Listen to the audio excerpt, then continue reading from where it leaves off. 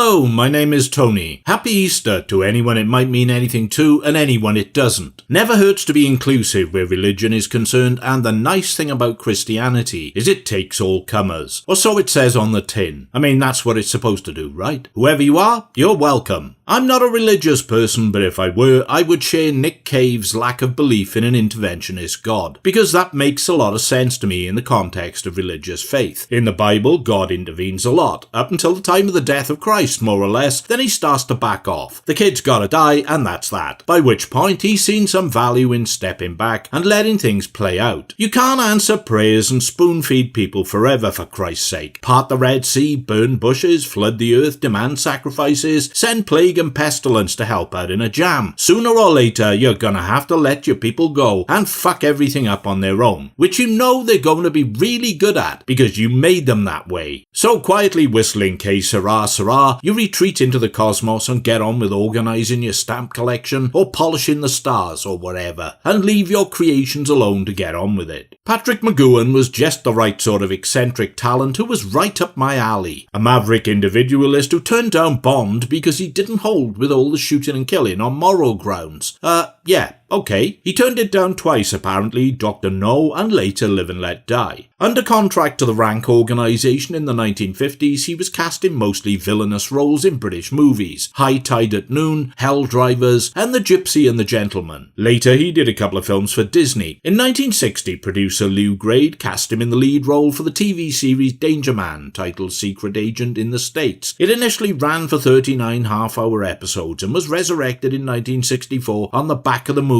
success of the Bond franchise. It was produced for another 3 years, making McGoohan the highest paid British-based TV actor during that time. When he made the decision to quit Danger Man, Grade asked him to at least work on something for him. This is the point where, given a great deal of autonomous creative control, he went on to co-create the ultimate cult TV show, an unclassifiable science fiction espionage action mystery that boggled and blew the minds of millions. Yes folks, the Kafkaesque, eccentric, bizarre, addictive, captivating and utterly dazzling The Prisoner. It was supposed to be a mini-series of 7 episodes, but ran for 17. Lew Grade thought he was getting a rehash of Danger Man in colour, but instead he got something else entirely. Often imitated, never successfully replicated, it was an exercise in sheer creative audacity and redefined what a TV show could achieve. A poetic, freewheeling exploration of individuality, non-conformity, the right to choose, freedom of expression and self-determination. It remains as potent, prescient and timely today as it was in the late 60s. Perhaps under the ever-expanding toxic cloud of cancel culture, even more so. Most will know the deal, but for those who don't, McGoohan plays an unnamed top-flight cloak and dagger man who resigns for unknown reasons. Gassed at his London residence, he awakens in an Italiante-style village by the sea, packed with surveillance paraphernalia and electronic monitoring equipment. The geographical location is a mystery. All residents of the village have numbers in place of names. McGoohan is number 6. He is a prisoner, and his captors want information and to know the reason why he resigned. 6 is non-compliant, and his mission becomes to escape, return, and raise the place to the ground. The series is a fizzing cornucopia of brightly coloured, psychedelic-flavoured mind games, plot schemes, and escape attempts, and number 6's ongoing obsession with unearthing the identity of number 1. It was a one-off. It was unique.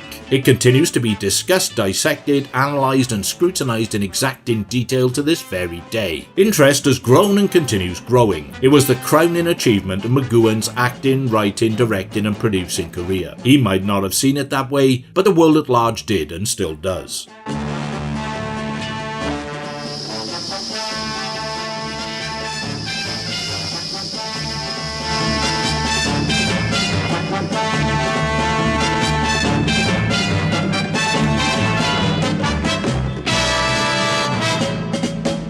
In 1979, with next to no fanfare, The Hard Way turned up on ITV in the UK. There is little information on how it came about, and conventional wisdom cites it as a made-for-TV movie, whereas other sources suggest it was originally intended for cinema release. For the most part, its very genesis and existence remain shrouded in mystery and a paucity of information, which is fitting for such a Spartan, stripped-back and pared-to-the-bone workout of visual and expressionistic minimalism. The big draw has has to be the two headliners, Patrick McGoohan and Lee Van Cleef. The pairing of these distinct talents, a hair-trigger maverick genius and a hawk-like spaghetti western and war movie veteran, must be one of the most inspired and attractive casting propositions in the history of the world ever. Who's not going to want to turn out to see that? Well, quite a lot of people as it happens, but that certainly doesn't include me. I was sold on it instantly. I mean, Patrick McGoohan and Lee Van Cleef, for Christ's sake, come the fuck on.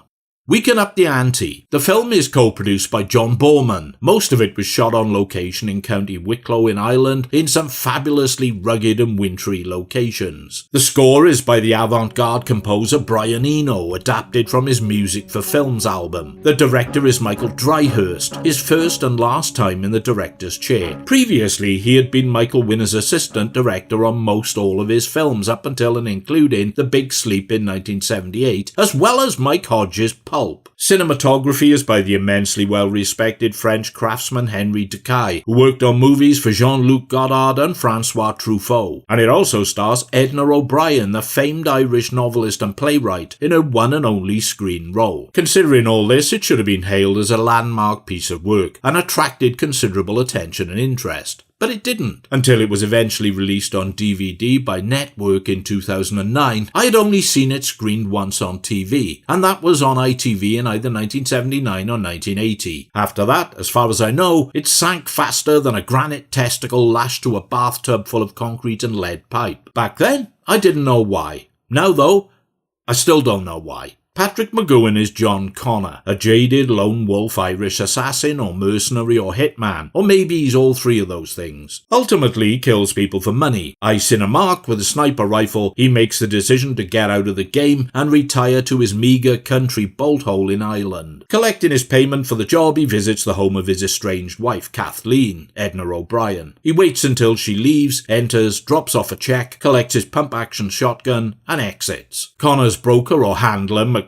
Lee Van Cleef, wants him for another hit, the assassination of a South African priest before he boards a plane and leaves for Paris. Connor refuses, but McNeil threatens to harm his wife, thus coercing him into accepting the contract. However, Connor is simply going through the motions of setting up the hit. At the last moment, he double-crosses his employers, gets his wife to leave the country, possibly to join their daughters in the States, and retreats to his cottage in the wilds. In a world where reputation is everything, McNeil is now a marked man, with an attempt being made on his life in Paris. He now resolves to rectify the situation by having Connor terminated. So begins an escalating war between the two aging killers as they seek to end each other's lives. It's a simple enough story, but elevated way beyond simplicity by an emotional complexity and stylish depth that turns it into a beautiful and melancholic piece of film noir artistry. The performances of the two leads are some of the best they've ever committed to film. Never has the term less is more been so perfectly realised. McGoohan especially is a revelation to watch. His performance embodies a terse and brooding stillness, and he conveys so much more acutely, with an expression, a look,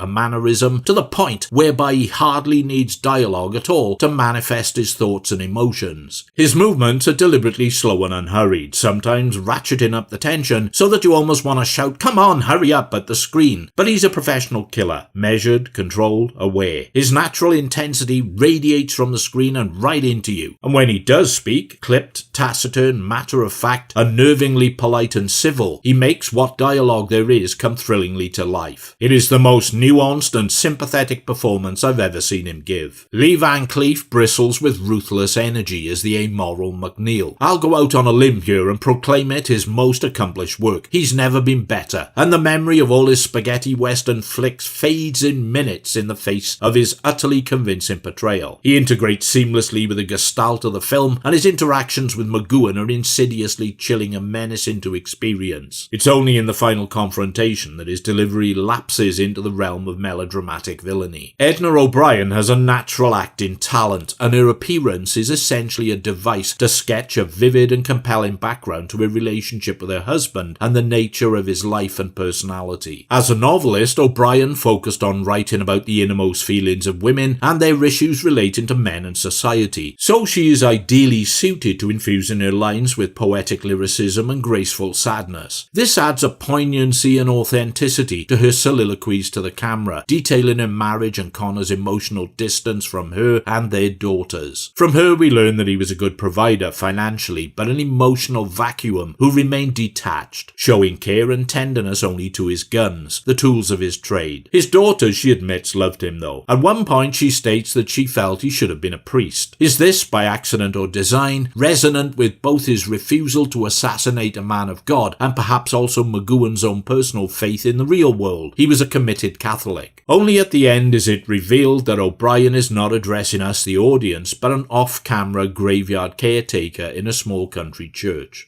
Eno's music, Takai's cinematography, and the wonderfully grim and hard-scrabble locations in all their downcast and unforgiving glory, the pubs are especially evocative of a time and place, represent stellar trimmings for both ear and eye. The hard way is a slow burner. Don't go expecting car chases, explosions, and gunfights aplenty. There are violent confrontations, sure, but they're handled in a neo-realistic way, grounded, imprecise, and messy. There are no slick Hollywood pyrotechnics and grandstanding stunt work here. When O'Neill sends 3 mercs to Connor's cottage to kill him, it feels like you're watching a real armed incursion in a real environment. Connor takes him on across the bleak mountain slopes, sniping and killing 2, the last man standing being allowed to live to report back to O'Neill. Now I can't sell this film positively enough, so I'm not going to try all that hard. By now you should have an inkling if it's your sort of thing. It's been overlooked for so long, I don't expect that to change over much. All I can say is, it's as if Bertolt Brecht and James Joyce collaborated on a screenplay about assassins at the end of their rope. It's a world where a non-intervening God lets bad men do what bad men do to each other, whilst he busies himself somewhere else with other stuff. A striking, bleak, achingly sad, emotionally affecting, and largely superlative essay about the darkness in the hearts of men, and wherein redemption and peace of mind in this harsh life is hard to come by, despite our best efforts. So don't go expecting a riot of laughter and good cheer. Do go, though, to a DVD emporium near you, or this lower quality version on YouTube, link in the description. It might just be up your street as much as mine.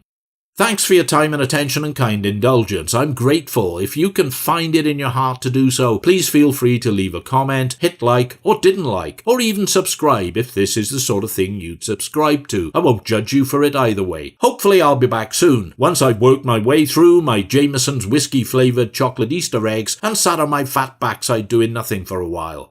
Ain't life grand?